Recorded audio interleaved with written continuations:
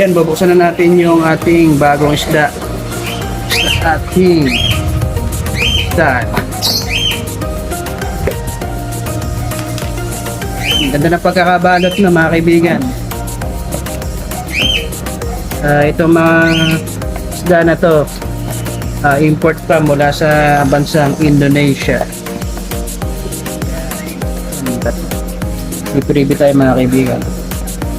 Yan ang free nyo. Free.